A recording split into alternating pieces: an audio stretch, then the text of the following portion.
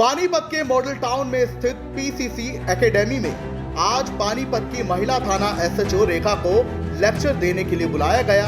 ये लेक्चर खास तौर पर साइबर सेल के लिए रखा गया था।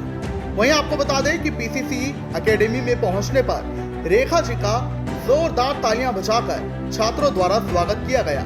वहीं मैनेजमेंट ने भी उनका जोरों शोरों से स्वागत किया। इस दौरान एसएचओ रेखा जी ने साइबर सेल पर तो लेक्चर दिया ही, वहीं उन्होंने बाल विवाह में आने वाली मुश्किलों को लेकर भी छात्रों को समझाया और क्या कुछ दिक्कतें उन्होंने झेली इस दौरान वो भी साझा की।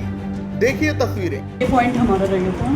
अब जो हमारा 30 तारीख तक है बाल विवाह निषेध पे भी काम कर रहे हैं सर जो हम क्या करते हैं कि नॉलेज नहीं होती हमारे समाज बच्ची की, लड़के की और लड़की की शादी कब करनी होती है। तो ये कानून में प्रावधान है कि भाई लड़की की जो एज है वो 18 है और लड़के की 21 है।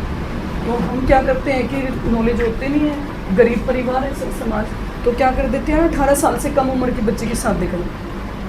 तो वो शादी होना एक बड़ा खतरनाक है। उस बच्ची को कितना संघर्ष करना पड़ता है कि 18 साल से पहले उसकी मैरिज हो जाती है। तो ये मैसेज भी हमने अपने परिवार में, अपने समाज में कन्वे करना है कि भाई 18 साल से पहले लड़की की और 21 साल से पहले लड़के की शादी नहीं करनी है। उसमें क्या होता है, फिर जैसे ही हमें सूचना मिल जाती है हम FIR कर देते हैं, अरेस्टिंग कर लेते हैं। लेकिन उससे क्या हुआ, उस बच्चे की लाइफ खराब, उस पेरेंट्स की भी। अब उनको ज्ञान होता या शादी होने से पहले कोई मैसेज आ जाता तो रुक जाती शादी। वैसे तो हमारे जो ज़िले में प्रोटेक्शन ऑफिसर हैं रजनी मैडम, वे इस पे काम कर रहे हैं, बार बार वे जा भी रहे हैं समाज में।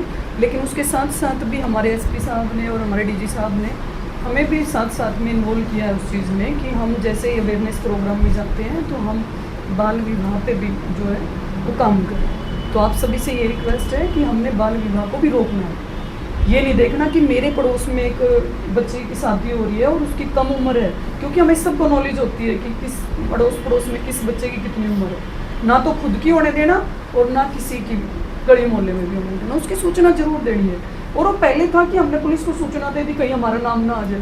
अब तो ऐसा होता ही नहीं, क्योंकि टेक्निकल चीज़ आपने तो एक मैसेज करना है, तो थोड़ी ना पुलिस आपसे बात करेगी, फिर वो तो अगले बंदे से पूछेगी, उसी से कंप्लेन लेगी, उसी से कार्रवाई करेगी। तो आपके मन में ये जगह नहीं होनी कि हमने कहाँ लफड़े में पड़ना है।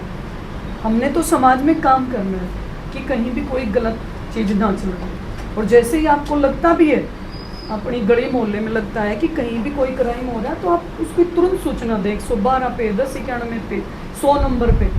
तो आप उसकी सूचना दिया करो, क्योंकि हम यंग जनरेशन है, हमें पता है कि ये क्राइम जो अब हो रहा है ये आगे बढ़ेगा, तो उसको हमने रोकना है। Thank you.